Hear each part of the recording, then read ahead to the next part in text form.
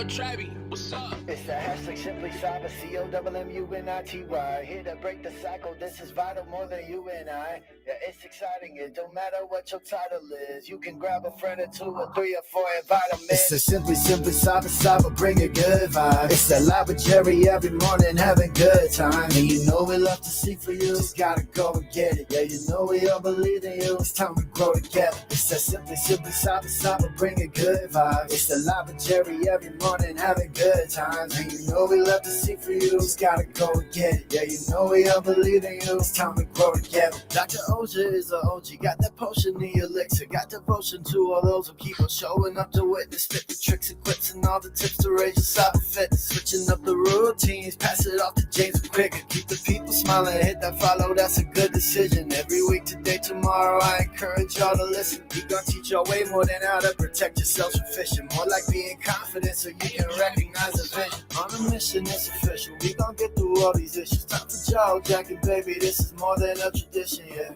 Oh, I can't forget to recognize the mods. They the engine, they the reason that you leave and feeling charged. It's a Simply Cyber, bring a good vibe. It's that live with Jerry every morning, having good time. And you know we love to see for you, just gotta go and get it. Yeah, you know we all believe in you, it's time we grow together. It's a Simply Cyber, bring a good vibe. It's that live with Jerry every morning, having good time. And you know we love to see for you, just gotta go and get it. Yeah, you know we all believe in you, it's time we grow together. Yeah.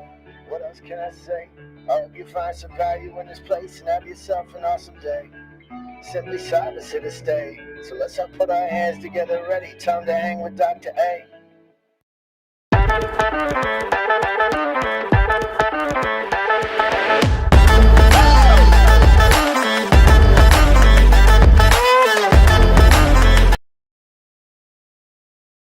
All right, what's up, everybody? Good morning. Today is Monday, February 24th, 2025. This is episode 820 of your Simply Cyber Daily Cyber Threat Brief podcast. I am your host, two thumbs, all smiles, this guy, Dr. Gerald Auger.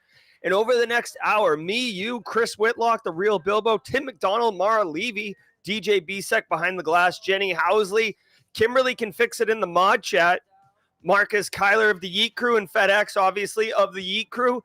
Dennis Keefe, Swims with Sharks, my new friends that I met IRL this week at Zero Trust World. Guys, we are all going to be shredding like absolute bosses the top cybersecurity news stories of the day. And I'll be giving my expert opinion and analysis on each of the stories on what it means to you as a practitioner. So how can you use this information to drive cyber risk reduction? Perhaps you're on the blue side and you hear about some type of IOCs or threat hunting. Perhaps you're on the GRC side. What's up, GRC Mafia? And you hear about regulations or regulatory legislation that's coming down that you might have to account for, or, whatever. I don't know, 3, 6, 9 months. GRC, offensive, defensive, guys, it doesn't matter. Architecture, engineering, there's going to be value for you here, I guarantee you. And if you're not a practitioner, don't sweat it. There is absolutely room and opportunity for you here because, my friend, you're going to be asked in any single job interview, mark my words. So tell us, how do you stay current on cybersecurity? Boom! Tough acting, tin acting. You just drop one of these gems on their head. Oh, I'm a regular on the Daily Cyber Threat Brief. Oh, you haven't heard of it? Allow me, interviewer, to enlighten you as to what's cracking. Or they give you a high five across the table and they're like, #Team SC. And you're like, yep, I got you. I'm telling you, not just having it on people looking to break in the industry, but engaging. Say what's up in chat. Absorb what we're talking about. I'm telling you, this is the job. And if you're a solo operator, #Team Solo, you're a one-man band, you're a one-person shop, you're a one-lady making it happen for IT and cyber at your organization, I got to tell you, #Team Solo, think of the Simply Cyber community, the #Team SC, as your virtual coworker workforce. Bounce ideas, don't disclose sensitive information for sure, but don't go it alone. We are here for support. We are here for empowerment. These are some of the core values that Simply Cyber stands by. And I'm telling you, it's not just friggin' words on a banner by the front door. It's the creed with which I live by, and which I hope the Simply Cyber community also lives by. That's what we're doing here. Now, I want you to know this particular, hey, TechRun11G, good morning. Listen, I want you to know these stories that we're about to go through, if you didn't know already, I didn't research or prep for any of them. I barely have time to handle all the things that we're doing here at Simply Cyber. Research and prepping so I can look like a big brain? No. Ain't nobody got time for that. Ain't nobody got time for that. So I'm going to be giving you my rugged, rough, authentic initial reactions and understanding. I have 20 years of experience. I friggin' love cybersecurity. I breathe it. I eat it. I talk about it. I play video games about it. Listen, it is my lifestyle and I love it. So I do feel empowered to be able to give you value with this show. And the best part is we have a very robust, very seasoned community as well. So if there is something I don't know about, we got DJ Bisek, Casually Joseph, Josh Mason, Kimberly, Jenny, Jesse, Eric, Chris. We got so many people who are, that's just naming the mods, right? They're like so many people who can drop knowledge bombs on you. Kenneth Lowey, good morning, Jesse, wherever you may be. Jesse Johnson, good morning. All right, guys, really quickly, let's go through the stream sponsors, those who enable me to bring this show to you every single day. We're going to start off with ThreatLocker from the Zero Trust World crew. Let's do 30 seconds. Well, let's just do the ad reads. And when we come back, I'm going to tell you how this show right here is the solution to the question, to the problem. How do I get my CPEs straightened out? Well, my friend, after the ad row here, I'm going to explain to you exactly how to do it. And it's actually a lot easier than you think. I want to give some love to the Daily Cyber Threat Brief sponsor, ThreatLocker. Do zero-day exploits and supply chain attacks keep you up at night? Well, worry no more. You can harden your security with ThreatLocker. Worldwide, companies like JetBlue trust ThreatLocker to secure their data and keep their business operations flying high. ThreatLocker takes a deny-by-default approach to cybersecurity and provides a full audit of every action allowed or blocked for risk management and compliance. Onboarding and operation is fully supported by their US-based Cyber Heroes support team. Get a free 30-day trial and learn more about how ThreatLocker can help prevent ransomware and ensure compliance. Visit threatlocker.com. What's up, Simply Cyber? You know what keeps CISOs up at night? The unknown. Those exposed assets and leaked creds floating around the dark web that you don't even know about? Well, that's where Flare steps in. Think of Flare as your organization's amazing threat hunting capability, continuously scanning both clear and dark web for exposed enterprise assets, leaked secrets, and even compromised credentials being sold in private channels. Their cutting-edge platform, powered by transparent, generative AI, prioritizes real threats so your team can take immediate action. Stop playing catch-up with threat actors. Get ahead with Flare's threat exposure management capability. Don't take my word for it. Visit try.flare.io/simplycyber and try it for yourself. Do you want cutting-edge, high-quality cybersecurity education, regardless of financial position? Check this out. I want to give some love and some praise to Antisyphon Training, powered by Black Hills Information Security. Antisyphon Training is absolutely disrupting the traditional cybersecurity training industry by providing high-quality, cutting-edge education to everyone, regardless of financial position. They bring industry professionals with years and years of experience into the classroom to teach you and anyone else who's interested practical skills that are in demand in the market today. And on top of that, the student experience is amazing, as you and hundreds or thousands in some instances of other students are actively engaging, networking, sharing tips, tricks, and experiences with each other, all live in the classroom. Go to antisyphontraining.com, check out their course calendar to see what courses they have coming up next. You won't regret it. All right. Hey, good morning, everybody. I was banging around in chat there, but it's good to see Ange, Tinsdale, Malware, Trini, LaGrotte, obviously. So many great people. Phil Stafford, Senfless, Code Brew in the Upstate. Guys, let me tell you, every single episode of the Daily Cyber Threat Brief, including episode 820, is worth a half of CPE. So one continuing professional education credit. People ask me, how do I get these CPEs? It's very simple. Say what's up in chat. Right? Like Carrie just did, Alpha Sierra, the Drum Major, Victor Agbana. Just say what's up in chat and grab a screenshot. You're here. That's essentially evidence to support your attendance here. It's like signing the sign-up sheet at the front of the room.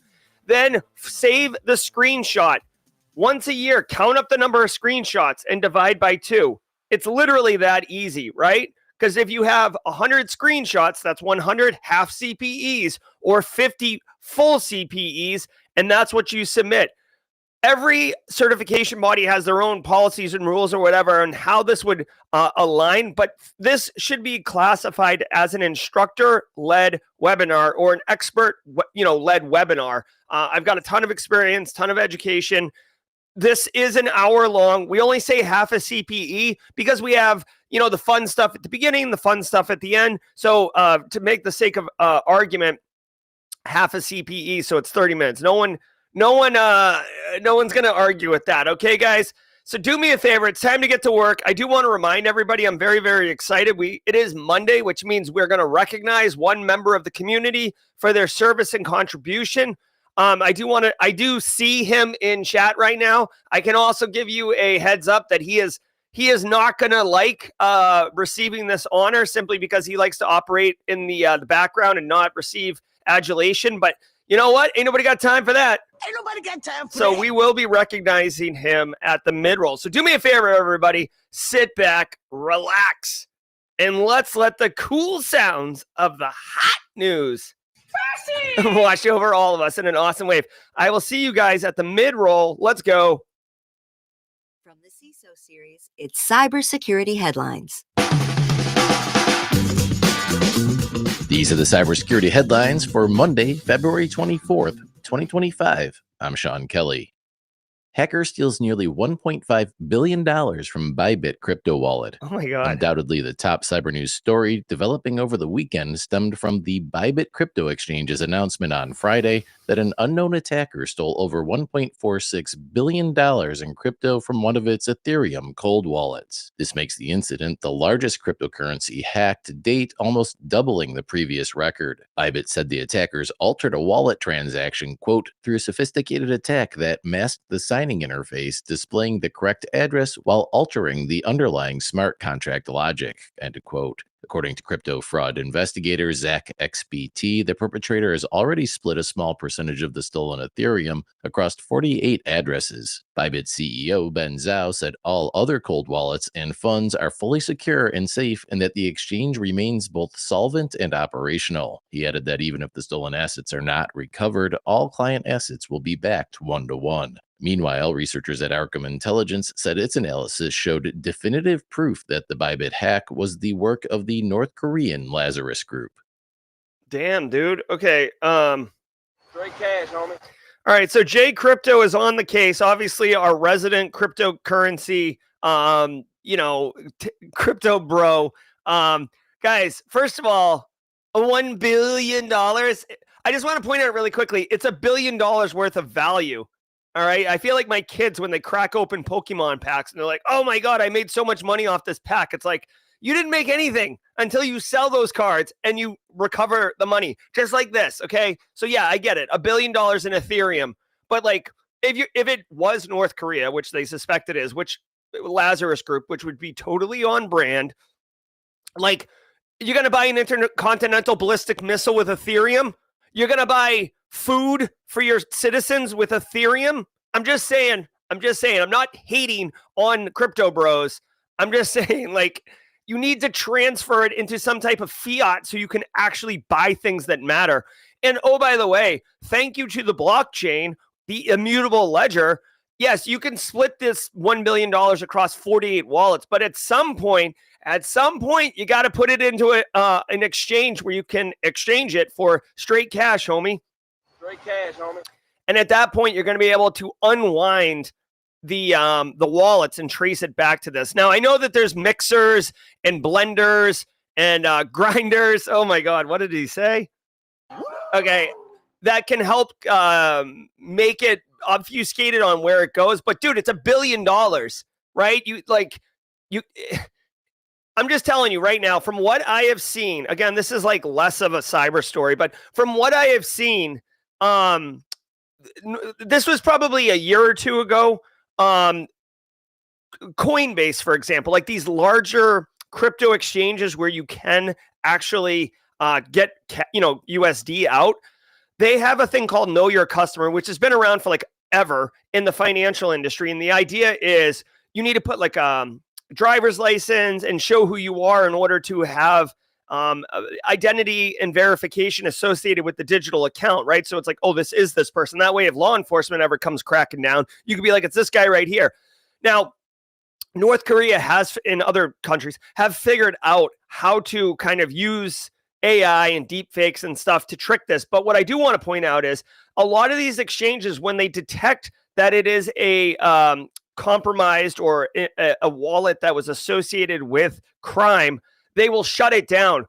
Typically, from what I've read in the last year, you can get like $40,000 to $50,000 out USD before they freeze the account for suspicious activity, right? Which sounds like pretty good. Like, oh man, I can get 50 G's out. But dude, $1 billion, how many accounts do you have to stand up and then pull out 50 grand and basically burn that account and have to start over? It's a trickle. So while it sounds like a lot, it's not really that much. Now, as far as the cyber attack piece of this goes, Lazarus Group is known for their basically crypto attacks. And if you're looking for any, guidance around this, definitely check out Darknet Diaries, the episode called The Bangladeshi Bank Heist. There's also a really good, documentary, like maybe 20, 30 minutes online, on YouTube, someone who put it all together. Very nicely done. It is a perfect case study on how a sophisticated threat actor can execute a basically made for movie hack to steal money. And that's like the Bangladesh bank heist. That's the most sophisticated one that they've done. They've also done this one. By the way, the Bangladeshi bank heist, they tried to get $1 billion. They only got like 40 to $80 million. But still, 2 years ago, Lazarus Group, or 3 years ago at this point, April 2022, Lazarus Group stole $620 million. Oh my God. Hold on. Stole, the numbers changed, 620, 540. The TLDR is they stole $500 million from the Axie Infinity / Ronin bridge. This is a exchange between like two whatever, Ethereum 4 and Ethereum 5. I don't know all the details. I just know this was a bridge that allowed you to like bridge across two different kind of back end ledgers, and they stole $540 million. All right. Oh, perfect. Jack Reciter. I'm dropping this in chat right here. Darknet Diaries. Boom. I just dropped that in chat. Seriously, if you got like a drive, right? Hey, if you're Carlos, Southside Carlos, driving into Chi-Town, throw this on and listen to it. It's very, very nice. It's completely self-contained, the Bangladeshi bank heist. And it's kind of fun how they caught them. Now, what I want to point out about this too is that it was a cold wallet. Cold wallets are supposed to be secure, right? Well, apparently you can steal $1 billion. Now, this attack was sophisticated in that it says it displayed the correct address to the end user. So this was kind of a social engineering attack, but at the same time, a technical attack as well. They somehow made it look like you were transferring it to the right address that you wanted. So, if the end user looks at it, sees it, everything looks good. But then in the back end, it was actually going to a threat actor controlled wallet. Just like wire transfers or Western Union or whatever, when money flies out on crypto exchange or crypto wallets, it's gone. You can't recover it. That's part of the deal of crypto. Oh my gosh, crypto, you're the best. How awesome that I can be decentralized. Well, the problem is it's decentralized. You can't get your money back. Again, this is like less of a cyber story, but the nuances of the cyber part of this story are essentially not covered in the story. No one knows how the attack worked. I just want you to know about Lazarus Group. I want you to know if you work in fintech, this is definitely relevant to you. You should be looking at essentially like Lazarus Group for TTPs if your information security program is sophisticated enough to be at that level of maturity. And finally, the one thing that I want to say is kind of a tinfoil hat thing. And if you're a newcomer here, the tinfoil hat is where I say things that are personal opinions. Dude, this company just ate $1 billion, 1.46, so $1.5 billion, really. And this guy right here, Ben Zhao's like, no, we're good. Don't worry. Bybit is solvent, 1-to-1 back. Don't worry. How much friggin' money do you have to have where you can eat $1.4 billion turd burger and be like, no problem, we good? Wow. All right, that you want to talk about straight cash, homie? That's straight cash, homie. All right. Apple pulls iCloud. Oh, by the way, really quickly, I forgot to mention it on the intro. If today is your first episode, if today is your first time here, whether it's first time live, first time in chat, first time whatever, drop a hashtag first timer in chat. Hashtag first timer in chat, just so we can welcome you with special sound effects, special emotes, etc. I do want to say DJ Bisek is suggesting that, like, even if they don't have 1-to-1 back, and this was like their entire nut, they would probably still want to say this because otherwise you get a run on the bank, kind of a la 1920s market crash. And then this guy would not be smiling in his profile photo. He would actually be sad. Cloud end-to-end encryption in the UK.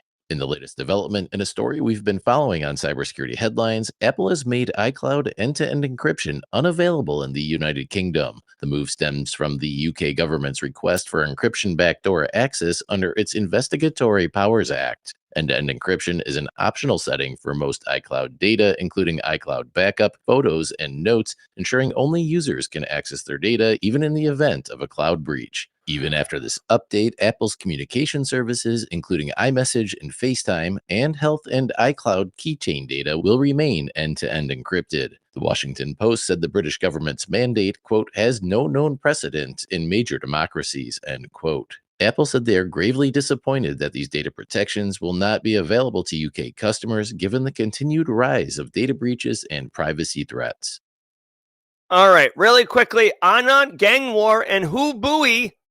Welcome to the party, pal. Ladies and gentlemen, Team SC, if you can help me welcome Anand, Gang War, and Who Booey.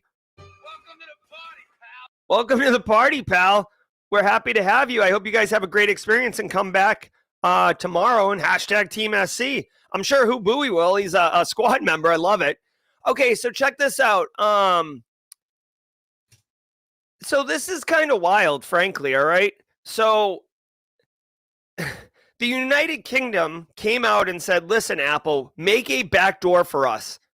So we can, not a backdoor where they can come and go as they please, but if they want to, they can, I assume, request a Apple iCloud user's iCloud and have it decrypted for them for law enforcement to access.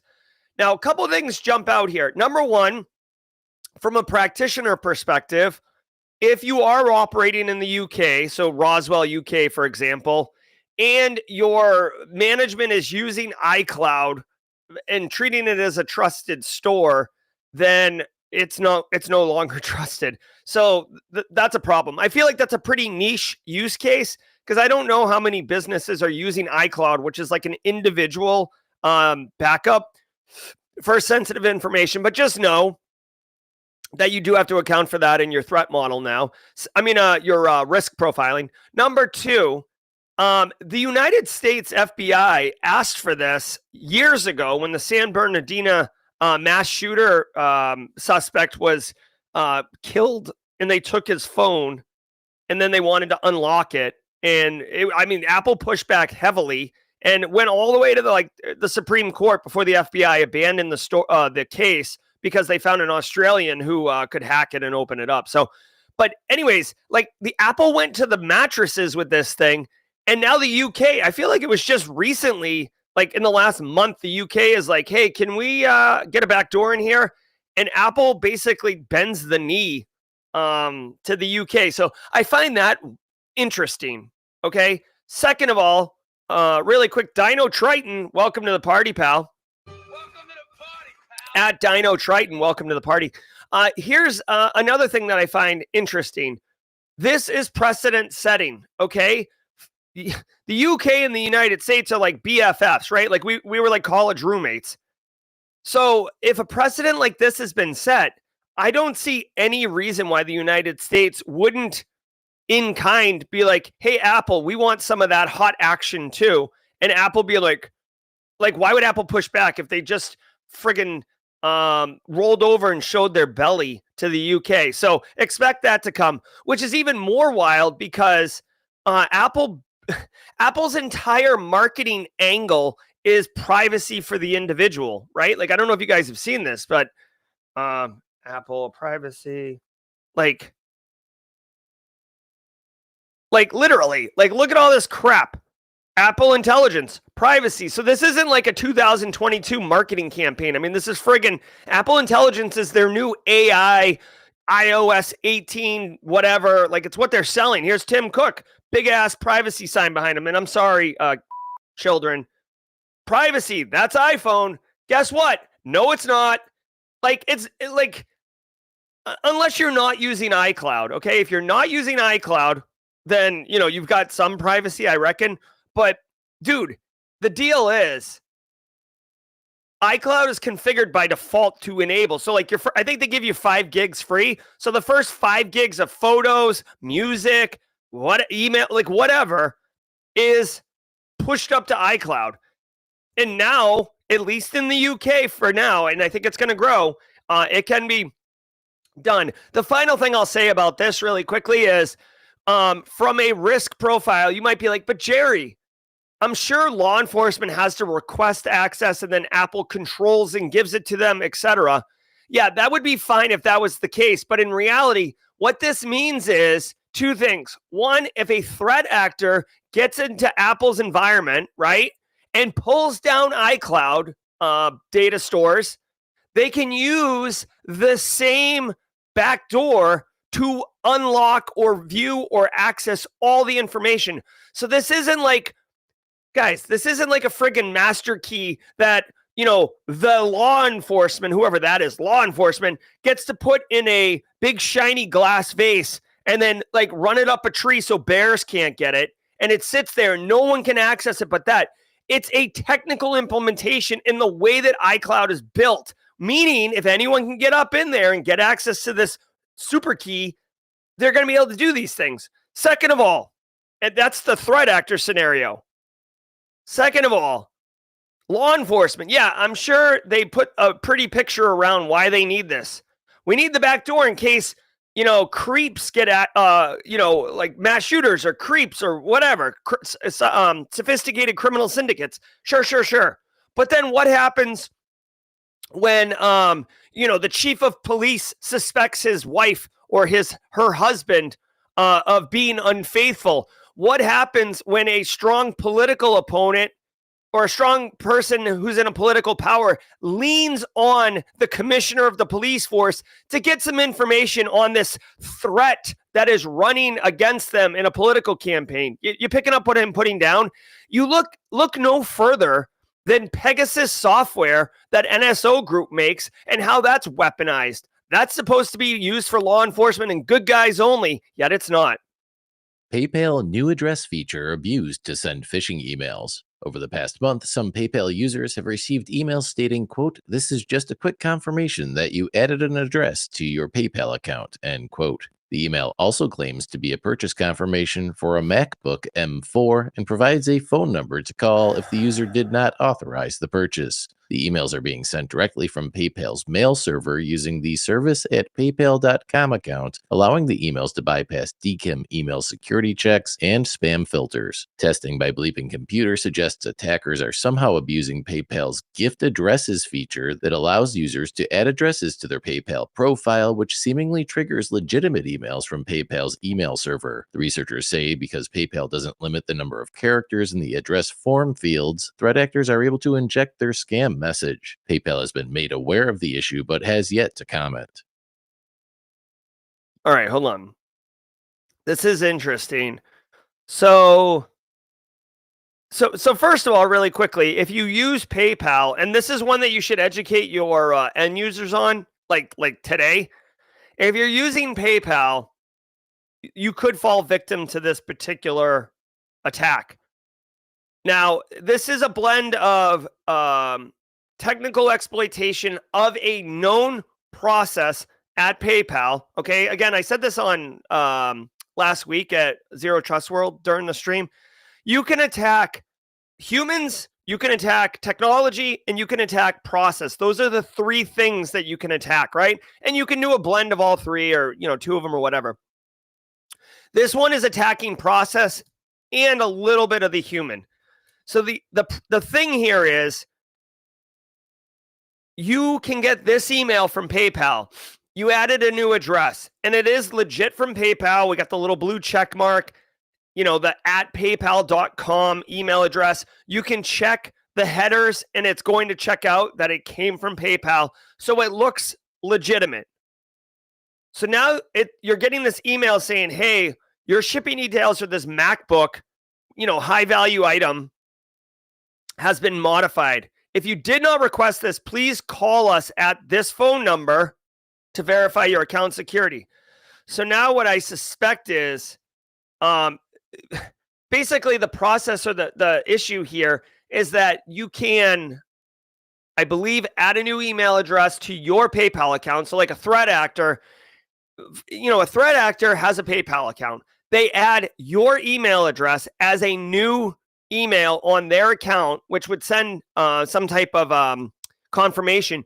But it looks like they put this entire body of this email, the MacBook M4, $1,100, call this phone number for support. That's like all part of the new address, I think, or part of the body. Anyways, they're inserting that in a way that it's not intended. And you're receiving the email, and it looks like this. Looks legit, very concerning. I didn't do this.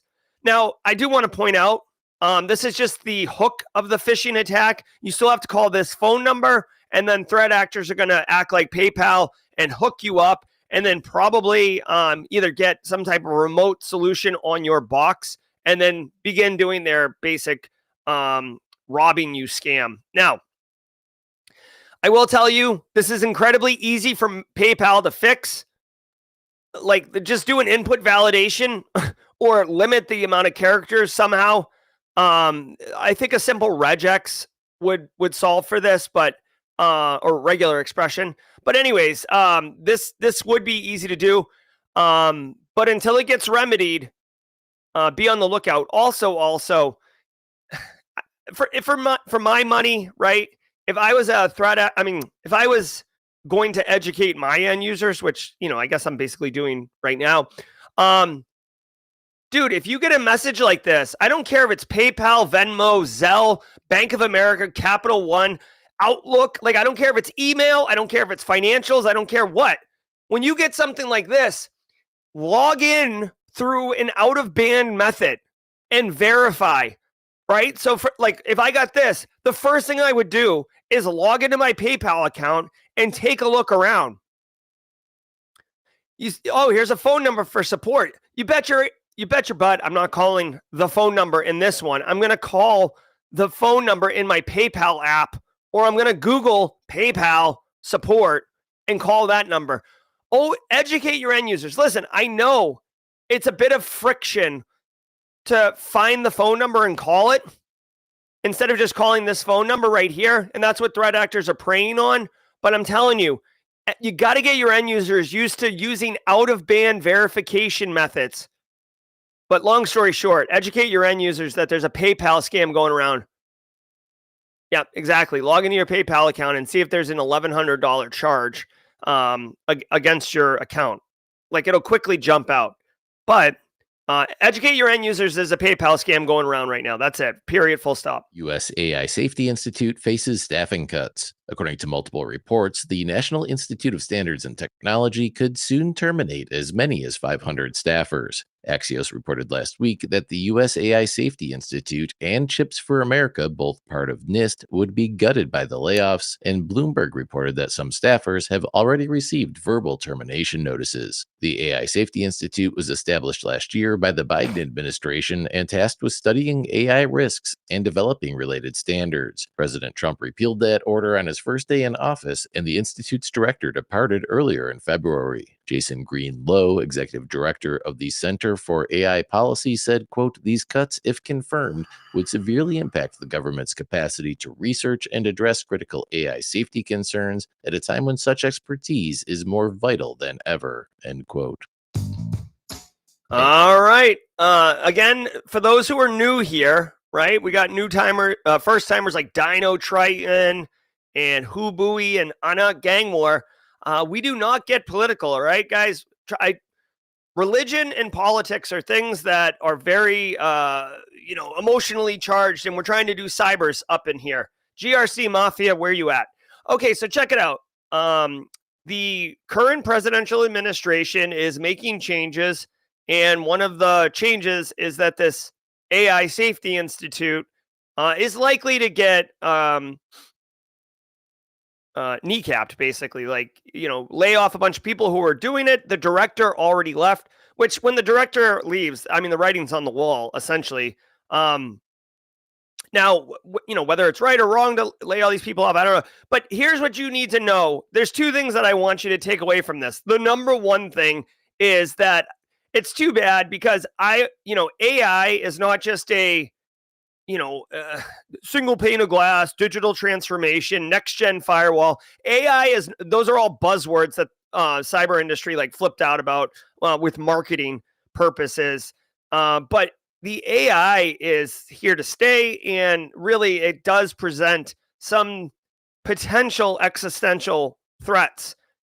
Other countries are going ham on AI. The United States is going ham on AI. And think tanks like NIST, RAND, MITRE,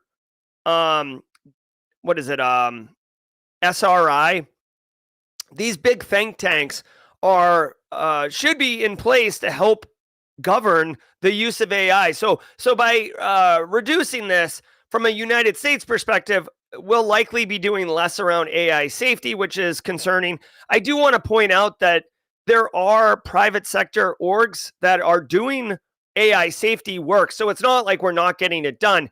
MIT, Massachusetts Institute of Technology, shout out to George Strasburger and the whole Beantown contingent. But MIT is doing some work. You can go to the AI risk repository, AI MIT risk. This right here, I made a video on YouTube about this one. This one's awesome. I love the work that they're doing. So there's that.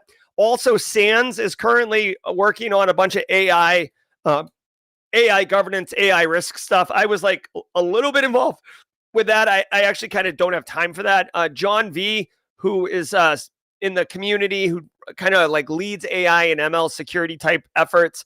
I was going to get involved with that, but SANS is kind of can't get out of their own way. The TLDR here is that this work is being done, so it's not exclusively done by NIST only. But yeah, we'll see. The other thing I want everybody to know about, just so we're crystal clear, if you haven't worked in a large organization before, okay, or you haven't worked in corporate America before, I'm just going to tell you right now so you can emotionally prepare yourself. Anytime a new bigwig comes in, right? So in this case, it's the president of the United States, but it could be a new CIO, it could be a new CEO, it could be a new whoever, right? CXO, doesn't matter. It could be your boss, right? Like a new CISO or director of GRC, whatever. Whenever someone new comes in, there's a human condition to want to show value right away or execute on your agenda right away. And what ends up happening is you make changes because you have it or this person makes changes because they have it in their mind. They know the best way to do it and they want to show immediate value. So in this case, gutting the AI Safety Institute for NIST, okay. But sometimes you'll see hey, you just hired me as the CIO. And I know that we've been marching towards migrating to the cloud, but I think, upgrading our ERP is the bigger priority. So we're going to refocus our efforts on ERP. Or, hey, Jerry, I know you've been working in a GRC capacity, but we really need people looking at the right of boom. So detect, respond, recover. I'm going to need you to focus on getting a SIM stood up and get some logs in there, or I need you to like go vet like 5 MDR providers and pick one. So the TLDR here is when new management comes in, it's very, very common for them to want to stick their fingerprints all over everything, okay? All right, let's keep going. Now I'd like to thank today's episode sponsor, Conveyor. It's 2025. This is your sign to get a trust center if you don't already have one. Speed up security reviews and reduce the headaches when you can share one link to your trust center and let customers download what they need on demand. Trusted by the world's top B2B companies, Conveyor's enterprise-grade trust center is specifically designed to handle multiple products, complex orgs, and with AI first, so you can even push your customers to self-serve their own AI answers to questionnaires. Learn more at www.conveyor.com. That's CONVEYOR.com. All right, let's go.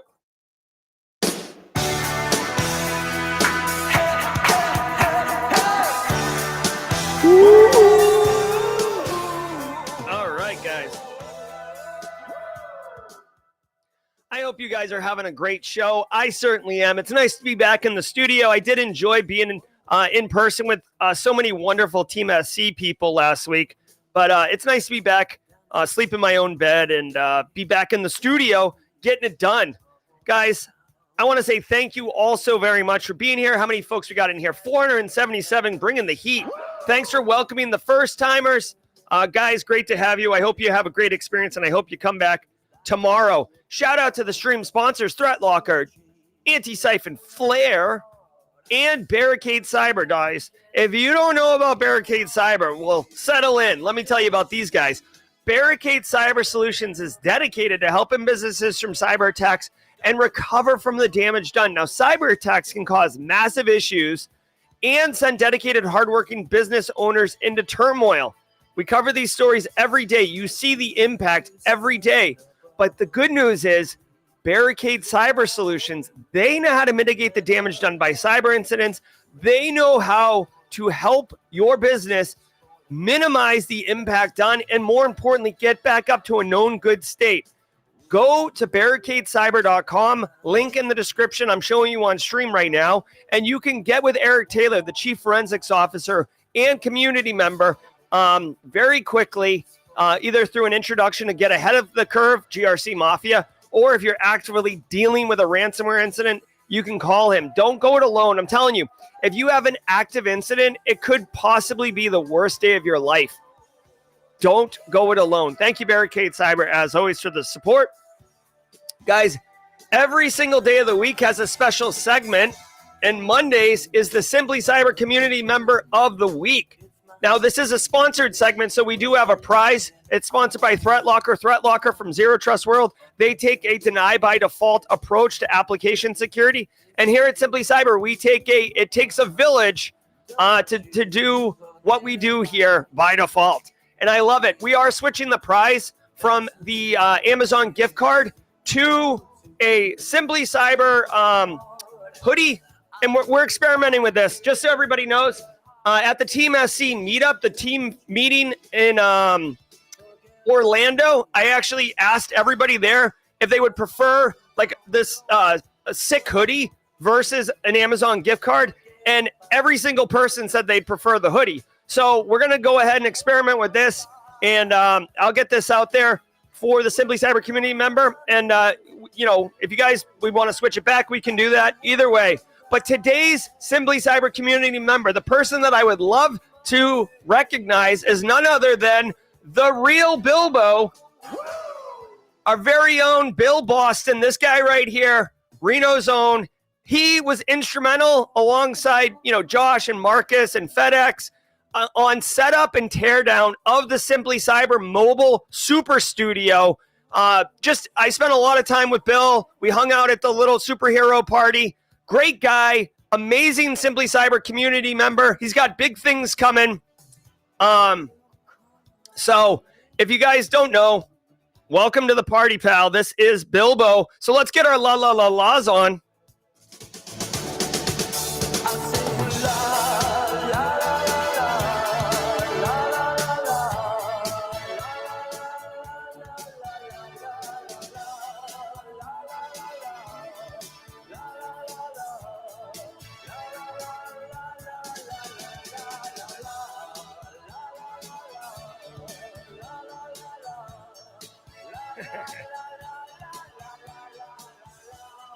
All right. I love it. I love it. I love it.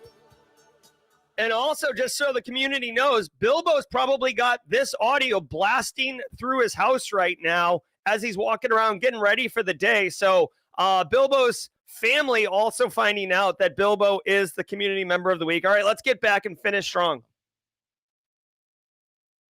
House Republicans query public Also, Bilbo, connect with me on Discord, please, so I can get you this prize. for ideas on data privacy law. On Friday, Brett Guthrie and John Joyce, both part of a Republican working group on data privacy, issued a request for information seeking input from the American public on long-awaited national data privacy and security standards. The request includes inquiries about personal data collection and use, data use disclosures, and what lessons can be learned from privacy frameworks in other countries. It also queries how a comprehensive data privacy law might coexist with other major privacy statutes like HIPAA, the Fair Credit Reporting Act, and Gramm-Leach-Bliley. The public have until April 7th to provide their input, which can be done by sending an email to privacyworkinggroup@mail.house.gov. Yeah, we can do this. All right, we're gonna have to work this through. I can offer the gift card or the sweatshirt. Again, I asked 10 different people, and 100% of them said they would prefer the sweatshirt. But if you know, mod chat's kind of popping right now around the gift card versus that. I know it's as simple as asking the person what they want, but I'm just letting you know, when you do raffles and giveaways, it begins to get a bit complicated, even though it seems simple. So again, here, let me do this right now. Let's friggin' do this. Okay, hold on. Let me do this really quickly. Start a poll. If you won, would you want the gift card or the sweatshirt? I own this sweatshirt. I wear it all the time. It's awesome. Let's go ahead and do this. Wait, oh shoot. Hold on one second. I'm an idiot. Hold on. I'm an idiot. Please talk amongst yourselves. Sweatshirt or gift card, okay? What would you want? Okay?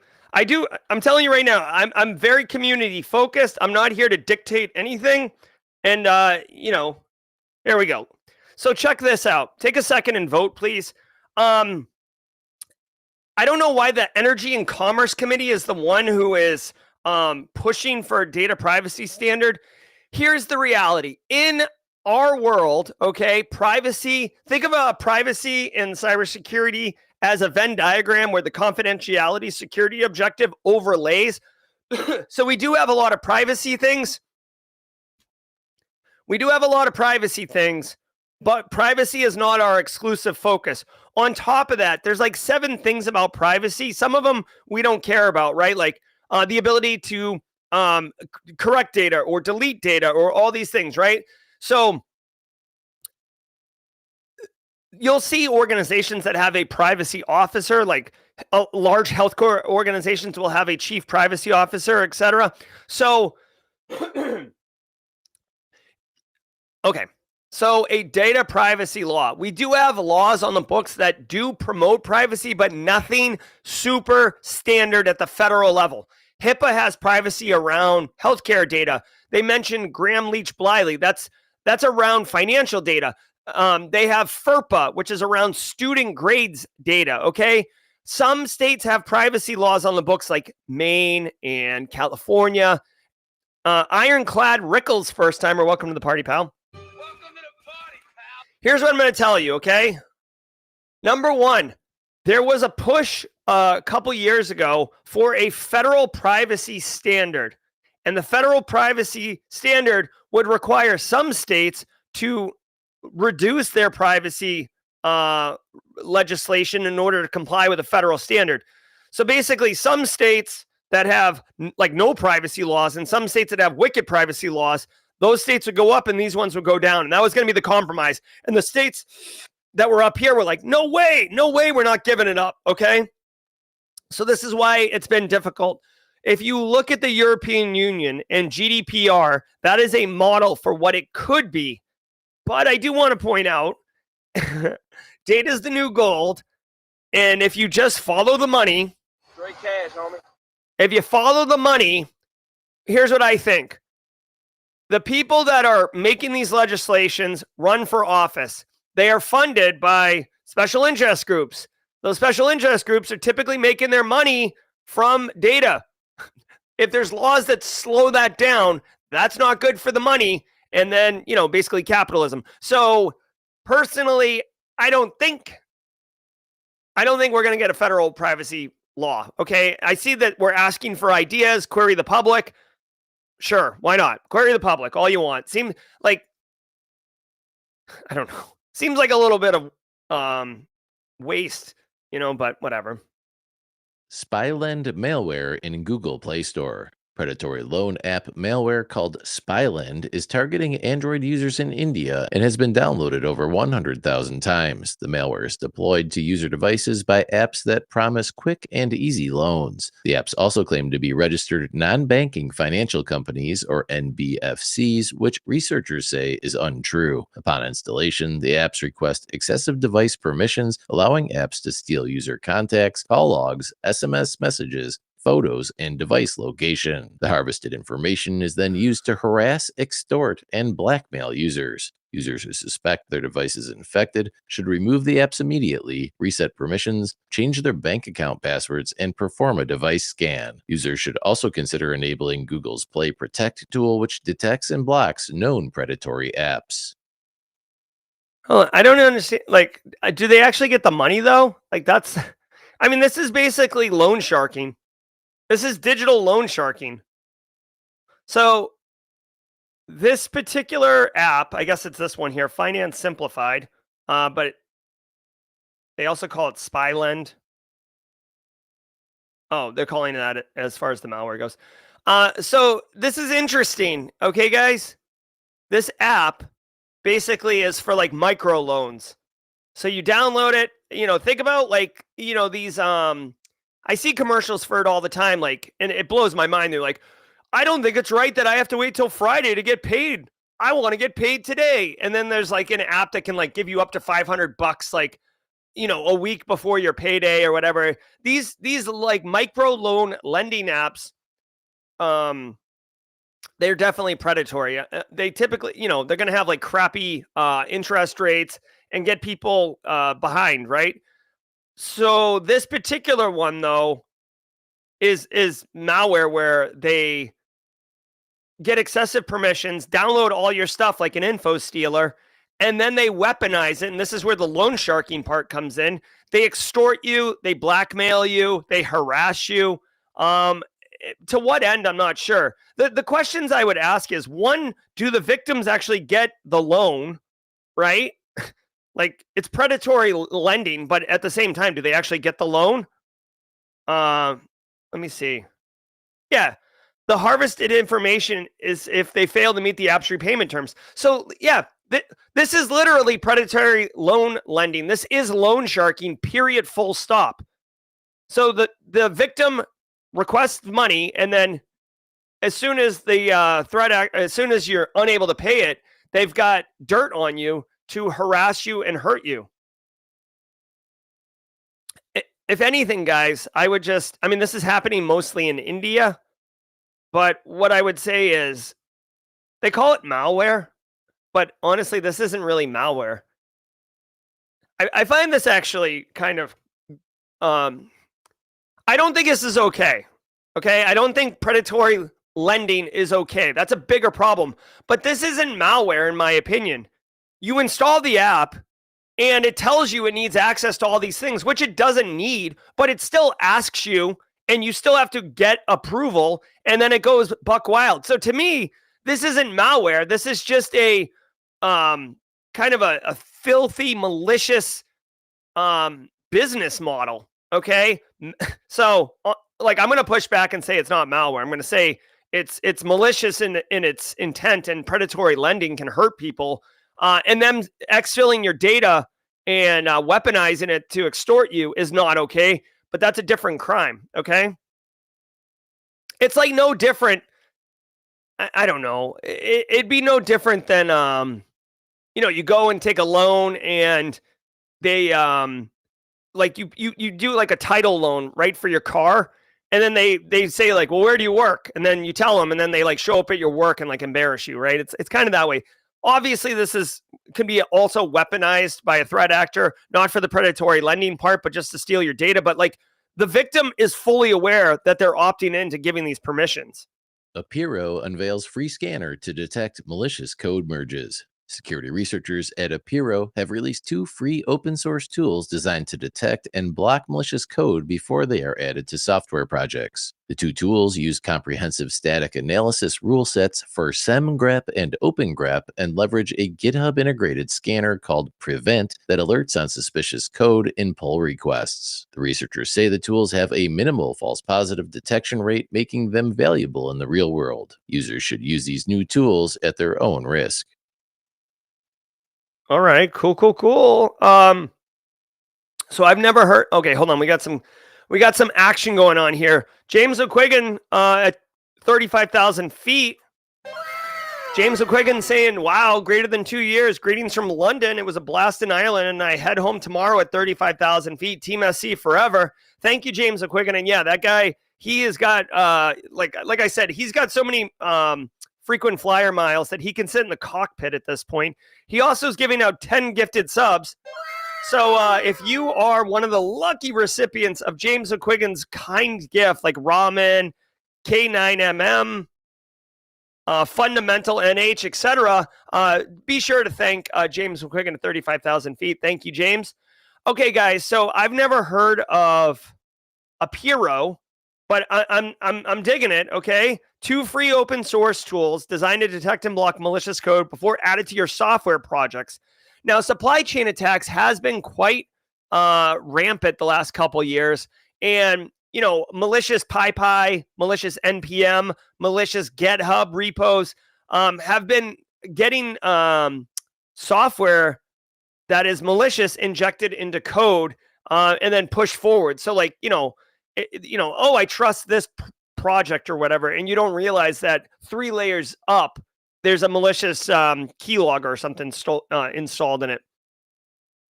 So let's see. GitHub integrated scanner. Ooh, all right. Suspicious pull requests. All right, so let's see.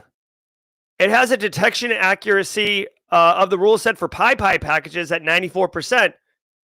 Still, dude, 88% for NPM packages. And I just said, NPM, PyPy, GitHub, these are all like popular code repositories that people ingest from. It's not going to be 100%, but if you're like riding dirty already, there's no reason not to take advantage of a tool like this. So how do we get it? If you're interested in how it works, this story does go into detail about how it looks and how it detects malicious code. It looks like it's looking at more behavior-based. It doesn't run the code, but it looks at behavior of code functions to see. You can see here it is. Prevent, PR event. How do we get this thing installed? That's what I want to know. Here we go. This is great. So it's on GitHub. So I'm going to pull it up right now.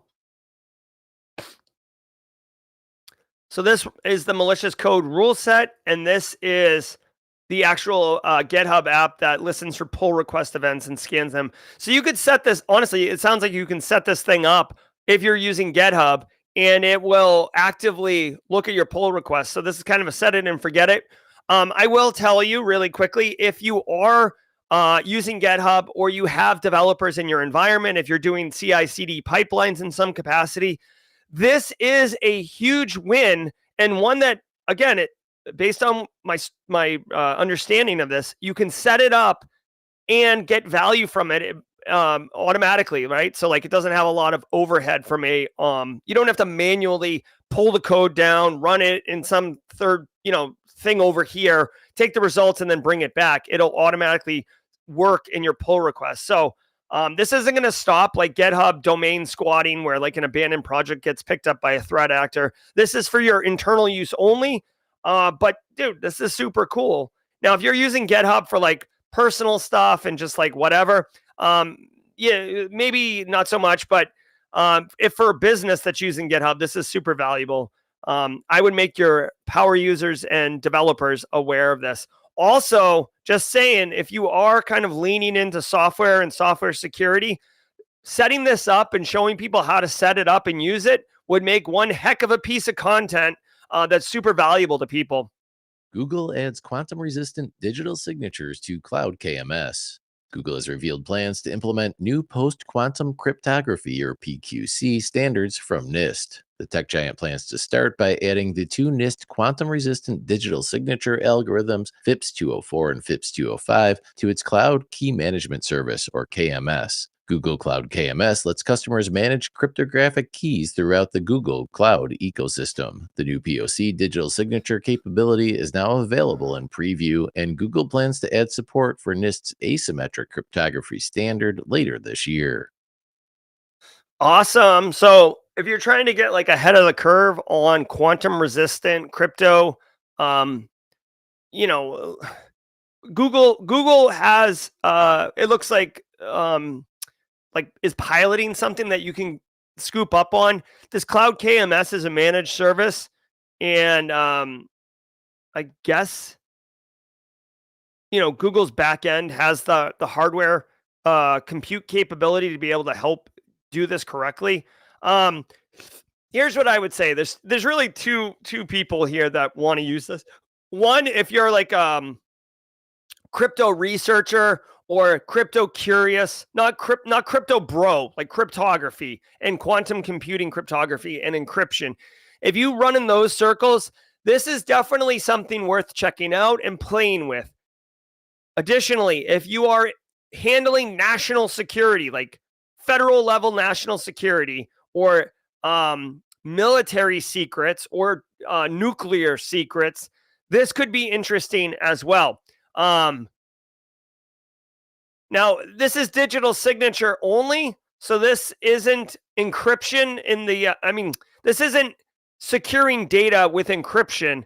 This is ensuring that a threat actor can't emulate your digital signature, basically signing code or signing. You can use digital signatures to like literally sign a letter. Like, I want you to wire $25 million to this bank account. And then I use a digital signature to verify definitively that I'm the one who wrote it, because I'm the only one who has the private key to sign that particular message, right? So this is one use of digital signature, and it's kind of like the obvious like signature, like I'm signing it. But you can also use digital signatures to verify that like a piece of code was written by a company, right? So like when you look at signed code, like on a Microsoft operating system, and the code is the drivers are signed by Microsoft, that's the same thing. It's a way to give confidence and an attribution that this is in fact from where you think it is versus a malicious version. So that's where this is. This isn't around encrypting the secrets yet, just digital signatures, but it's a way, it's a way that we're, quantum's coming, guys, right? Not, by the way, you're not going to be going to Best Buy and getting a quantum Windows computer like anytime soon. This is really, really, really specific, the quantum computers and the use of quantum computers. But holler at NIST for developing quantum resistant cryptography. And that does it for today. And that does it for today. Let's do this. I got big news for everybody, so hold on. All right, guys. Hey, holla, holla, holla. Don't go anywhere, because we're going to go over to Jawjacking in just a hot minute. Jawjacking we do every single day of the week, where we answer all your questions, AMA style. It's going to be good, but I want everybody to know, Kimberly Can Fix It develops this stream schedule every Sunday. So if you want to know what's going on with the community, definitely check it out. It's in the announcements on the Discord server. You can see today is Monday the 24th. We've got Jawjacking. I just did the daily cyber threat brief, and then Simply Defensive at 9:30. So don't go anywhere. Wade Wells, Josh Mason, Simply Defensive, which has been killer. People have been loving that, is coming on at 9:30. We're going to be understanding max security challenges and insights. It's going to be dope. All right. Obviously, this week we got two cyber chicks back in the saddle, premiering their season 6, Simply Cyber Firesides.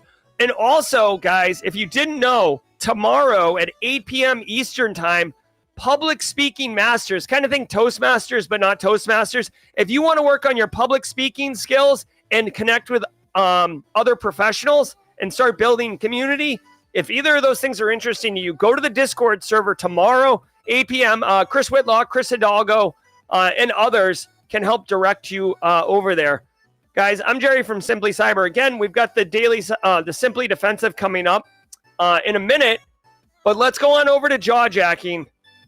I'm Jerry from Simply Cyber. Don't go anywhere. I'm going to answer your questions in a hot minute. Till next time, stay secure. Ever wonder what it takes to break into cybersecurity? Join us every weekday for Jawjacking, where industry experts answer your burning questions about the cybersecurity field. Live, unfiltered, and totally free. Let's level up together. It's time for some Jawjacking.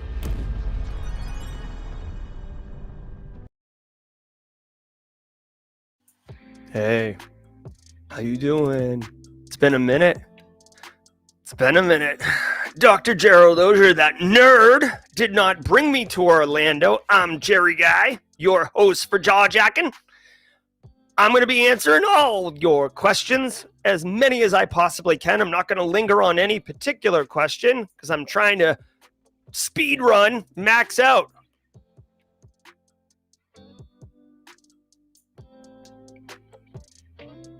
Okay. So, hey, like, really quick, let's look at this. People said for the gift card sweatshirt question here in chat, people said 61% sweatshirt. Well, let me ask you this. If people are getting wrapped around the axle because of the value, right? A $100 gift card versus a $50 or $55 sweatshirt, then I can bump it up to be closer to $100 if that's what people, because it's not about the money. It's so maybe, you know, like a Simply Cyber package closer to $100. Okay, let me know if that is more. Let me do this really quickly, and then we're gonna. If you got any questions, drop them in chat with a Q at the beginning. Community member prize, $100 gift card. Around $100 Simply Cyber gear. How's that? Let's do that. Maybe that was the problem that people had. Okay, so let's check it out, guys. This is Jawjack, and I'm here to answer your questions. Please drop them in chat. I will do everything in my power to get you the questions you need. Kenneth Lowry says it's pretty friggin' sweet. Kyle. Yeah, Kyle. Yeah, I mean, I guess I can control the price. Make it a $100 sweatshirt. That would be so funny.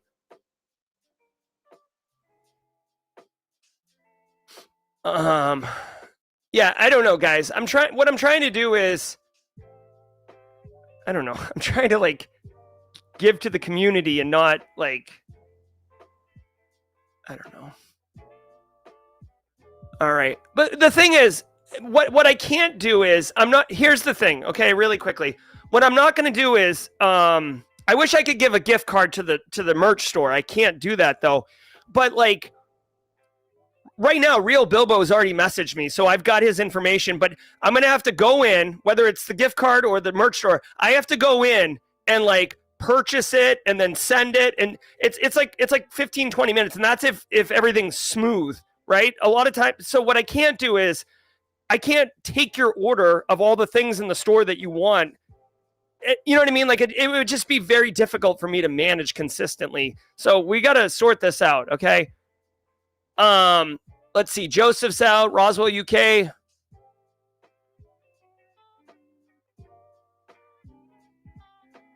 Marcus Kyler, what was the technical question from the other day? Code Brew. Any idea when we'll catch your interview with David Bombal? So thanks, Code Brew. David told me I did interview with David Bombal. Interview on Friday last week. He told me 2 to 3 weeks. Code Brew. So 2 to 3 weeks. I got to just let everybody know as a little teaser. I was gushing about GRC. So GRC Mafia. when the video with David Bombal comes out, you're going to be feeling represented. All right. Would you be willing to go job interviews and office days wearing simply cyber merch? Oh, would be wild going to job interviews. Yeah. Okay, so Bilbo, a swag pack. Yeah, we could try that. I mean, I don't know. Maybe I can like put together one. It doesn't matter. It's not like I can bundle these things. But anyways, we'll figure it out, okay? Stones fan likes the $100 merch pack. Okay. Roswell, UK, Spearfish General Store. That's Black Hills, not Simply Cyber. I know we have very similar values and very similar missions, but wrong community. All right, so people are dropping ideas on how to make this work. Triple D, you're not a robot. Thank you. Clifton Reed doesn't want another sweatshirt. Okay. Yeah, I'm glad you enjoyed that, Space Tacos. All right, here's a question. Should I be suspicious of a covert software testing assignment at my government job that doesn't disclose the software I'll be testing? I was randomly chosen for this assignment. I mean, I would be. Like, I guess the question is, SS Boxer, where's the request coming from? Did it come from your boss? Did it come from internal? Like, it seemed, you know, like, did you just get an email like, oh, hey, download this? I mean, if you're really feeling dicey about it, I would create like a sandbox and detonate it, or, you know what I mean? Like, look at it in there. I would definitely get approval or verification. Like, if someone tells you like, oh, hey, I need you to test this, and you're not allowed to tell anyone about it, well, that right there is a red flag. You are so dumb. Right? You are really dumb. They're like, no. So don't do that, SS Boxer. Definitely be concerned. Oh, Bilbo says Bomball's posting his Threat Locker videos yesterday. That's good. I actually recorded some content at Zero Trust World. My editors are not not delivering. Let's see what else we got. Clifton Reed says he'll appreciate whatever. People love the merch. Let's see what else we got. Simply Cyber branded sippy cup code brew. That's so funny. Hey, I gotta tell you guys, if you are, hold on, let me look at this really quickly. I'm gonna end the poll. This is so random. Okay, so I'm ending the poll. It's like 50-50-ish. 55% want the gear, 44% want the gift card. When it was just the sweatshirt, 61% wanted it. So I don't know. I don't know what to tell you, people. I guess I'll. All right, we'll get it sorted out. Real Bilbo will be the pilot, I guess, for this experiment. Have you already done an interview with UnixGuy? I know you spoke about the possibility once upon a time. Yeah, so Valentino, UnixGuy and I tried to do a video. The thing is, he lives in Perth, and the timing is very difficult for us to get aligned. So, like, having him live would be very, very inconvenient for him. We tried to do a video together, but it was like overly complicated, the concept of like throwing it to each other. So, I would have done work with UnixGuy already had it been a different time zone for him. I don't know. He released like a GRC course too, and it kind of, I don't know. It bothered me a little bit that his marketing angle for his course was the only GRC course that in existence that had practical labs, which like my course has had practical labs. But so I don't know. I took that as like, unfortunately, a little bit of a dig. I probably shouldn't have let it bother me, but I did. But anyways, I wouldn't be opposed to working with him. It's just the time zone was the problem. Let's see. Tech Ricky. What's up, Tech Ricky? It's good to see you. Would it be possible to generate a discount code for the store for Community Member of the Week? No. So here's the deal, guys. The store, where's the store? The store is basically Spread Shop. So Spread Shop is like, I create the what the shirts and content looks like in the store, but they manage it all, right? And the thing, like when I buy a sweatshirt or a t-shirt or a hat or a mug or anything, I literally go to the store and purchase it with my credit card the same. I there is no, like, when there's a 20% off discount or whatever, like I get the 20% off as well. Like I go and have to wait for the discount codes and stuff like that. Like I can't, Black Hills Information Security can do it easier because they have a warehouse full of stuff. Like I can't have a warehouse of merch. It's already difficult for me to manage everything. Like I can't have a warehouse of merch. Plus I couldn't float like $10,000 worth of gear. So, let's see. Okay, FedEx recorded some content at Zero Trust World. Very cool. Right, so SS Boxer. I mean, I would just confirm out of band with the supervisor that it is in fact legit. Ajon07 got this question over the weekend. What is the point of vaulting service accounts? Thought it was a good question for the community. So what is vaulting? Let me see this. You mean like putting it in like a password vault? Okay. Okay. Yeah. So I like the idea of it. I mean, it's kind of, isn't that what like Laps was supposed to be back in the day? The idea of vaulting a service account, personally, I like password vaults in general. When you have a credential in a password vault, technically it's saved, right? Now, you can grant access to the vault to different members. There are enterprise grade solutions. And then a individual can basically, enable a service account or, whatever without knowing the password. So I could like technically give access to like, I don't know, my bank account or somebody to my uncle, and he wouldn't know the password to the account. He would just be able to check out the credential and authenticate, and have it secured. So, I mean, personally, I like the idea of vaulting all accounts, all credentials. And then, service accounts are great because, I mean, I don't know, you'd want to keep that constrained to privileged users only. So hopefully that helps. I'm all about it. I know. Yeah, the audio was a problem on the videos we did at Zero Trust World. Joseph, give them a choice when they win. Yeah, we could certainly try that. I'll ask Real Bilbo. Great meeting everyone at Team SC Happy Hour. What protocols were you using, Jerry, to connect to the hotel Wi-Fi, or were you just winging it? Connect. So, I mean, I'll tell you, so I pay for Proton VPN.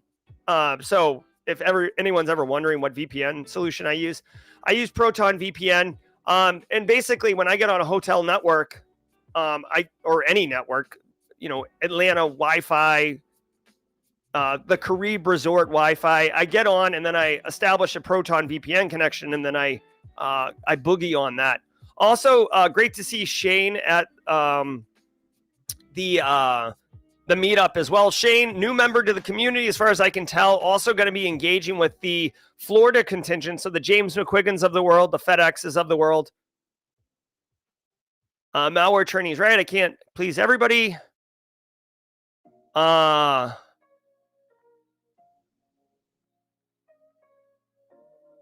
Wade Patterson, you can't guarantee you're getting the same exact participants work each survey, which probably skews it. That's sure. The question from last week, thanks Marcus Kyler. I have a persistent Eufy malware TrickBot Black Lotus. I can't revoke the 2011 Microsoft cert, refresh my BIOS. Oh my God. I mean, okay, so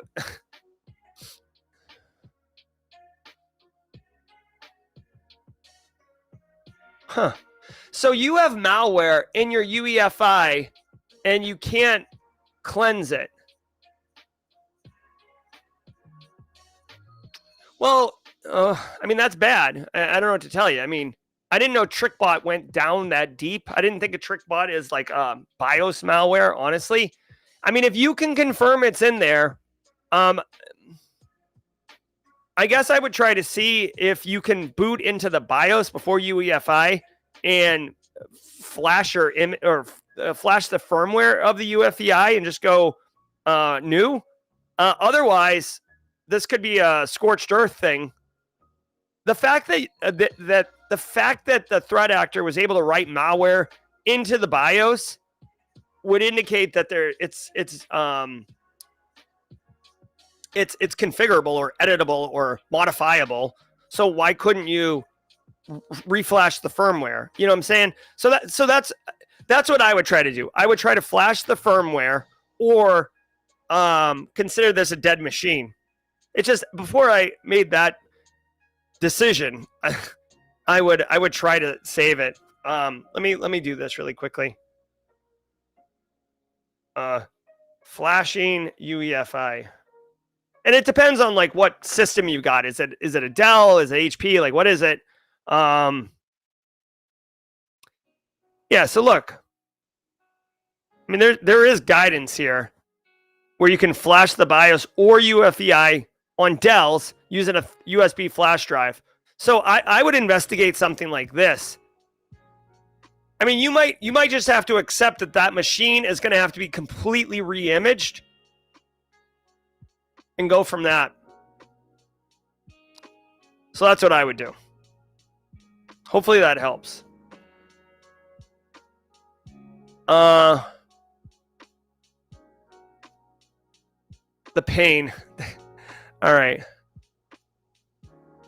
All right, continuing to look. Can't you sell your gear on Amazon? Hey, Jesse. Maybe, I don't know. Like the thing is, the merch store that I use, they're the ones who like print and make the gear. So if I owned all the gear, if this whole studio was full of sweatshirts, I could put it on anything and sell it. But it's like I can't. I do the merch for fun, not like my business isn't to sell merch.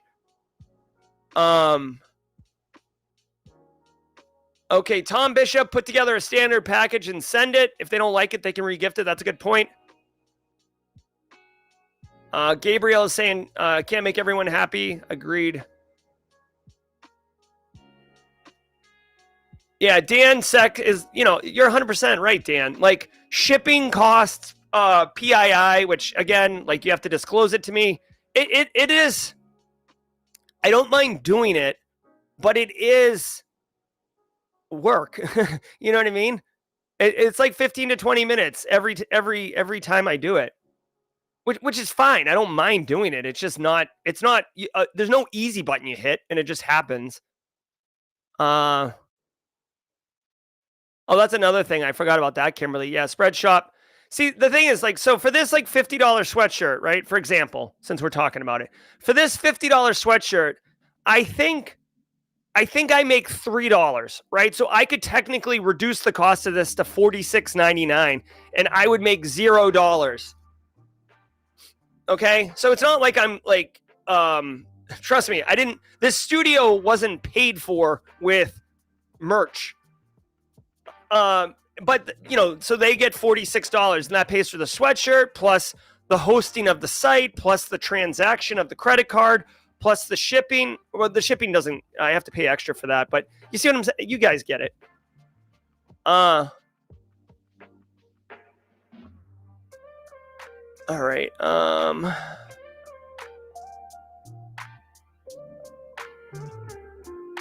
Question from Space Tacos. I understand the context of out of band, but where did that saying come from?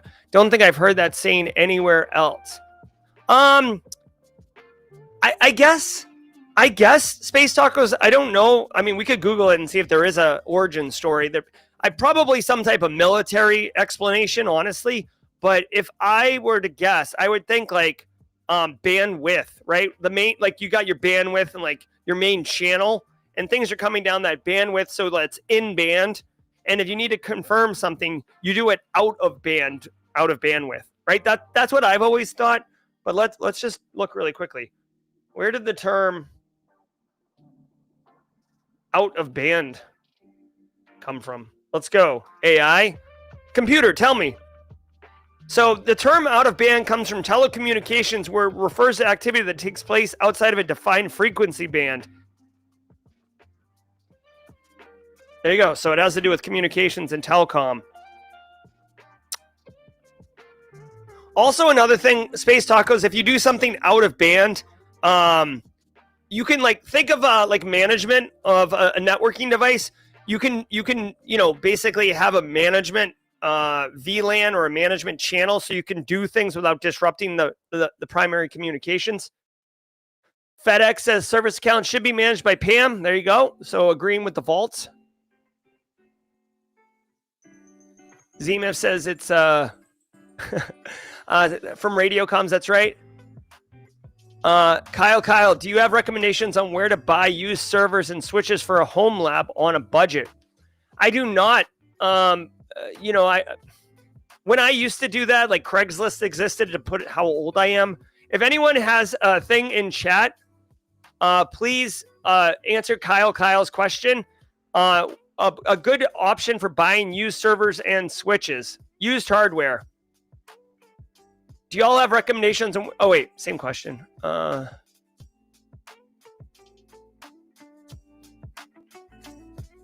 Exactly, Kimberly. It is a community-based award, and the gear is community. That's definitely part of the reason I was giving consideration to switch it.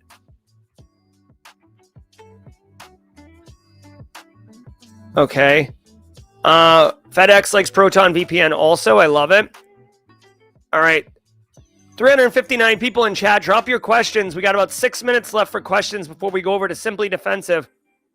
Oh, I wanted to tell everybody. I forgot to mention this. So all of this week, I am trying new coffee. A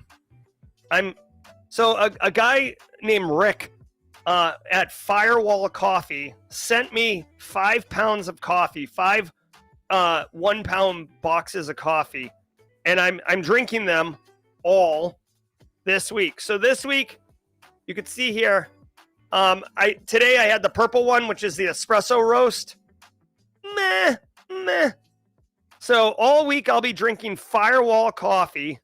See if we can get that crank experience again.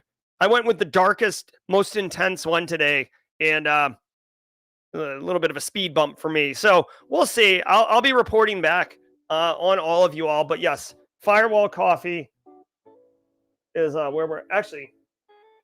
I forgot. I brought it in so I could show you guys. This is what I'm doing today. Firewall Coffee. So tomorrow we'll do a different one, and every day this week we'll have a different coffee. So it's good. Mad Destroyer, shout out to you. Who's the coffee expert in chat. But this is the escalation espresso roast. All right, everything's got like a cyber IT vibe to it. Marcus Kyler crank. All right. Looking for questions. Let's go. All right. Okay, folks, got to run. Malware Trinity out. Okay, here we go. All right, Roswell get yes, $100 of Simply Cyber sippy cups. Okay.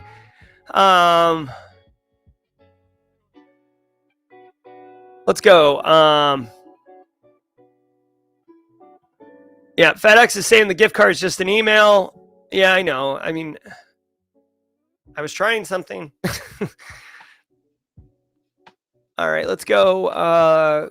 We got a couple minutes here before the Simply Defensive.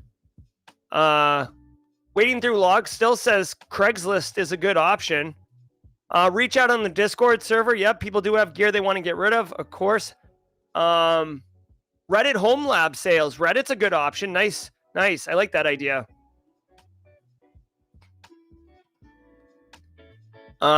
People are using eBay pretty successfully as well. I like it. Thanks. Hey, community, thanks so much for offering up these suggestions for Kyle. Definitely great. All right. Nathan McKnight says, was trying to do InfoSec Analyst Lab. I found on this channel from a year ago. Looks like Microsoft took down the dev VM. Anyone know an alternative? Oh, thanks, Nathan McKnight. I actually got this question recently. Does anyone know where you can get a eval version of Windows that is in a VM format, not an ISO format, a VMware or VirtualBox format? Please let us know in chat. I don't know if Nathan's the same guy that I was talking to in comments. But let me know if anyone has a thought on this one. Tech Ricky likes the light roast. All right, come on now. People offering up suggestions on coffee. I love it. Good to see everybody offering questions. Jesse Johnson likes himself. Darker the coffee, the less caffeine. Sure. I just like a big, robust, bold coffee cup or coffee. You guys are great. I'll answer everyone's questions. It just seems like people are more vibing and just wanting to hang out. Cake or pie? Cheesecake. Sorry, didn't want to waste the question. Cheesecake or pie? I'm not really a big sweets guy, so I guess I would take pie. What is your hot take on the no need for VPN movement from Friday's jawjacking? I didn't do jawjacking, Mad Destroyer, because David Bombal grabbed me on Friday, so I don't even know what the drama was. What was the drama? Let me know. I'll answer it tomorrow, Mad Destroyer, because we're about to go live with the Simply Defensive. So I'm going to connect with Real Bilbo and figure out how to get him some gear. And we will continue to revisit this, I guess, Amazon gate or gift card gate or what. I don't know. The guy was trying to do something cool, but all right, guys, I'm Jerry from Simply Cyber, or Jerry Guy. I'm Jerry Guy from Simply Cyber. Whoa.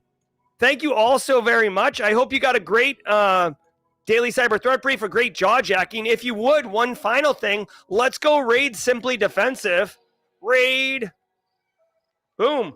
Go raid Simply Defensive with me. We're going to learn about Wade Wells, Josh Mason, helping you understand Mac security challenges. Let's go. Until next time, y'all, stay secure.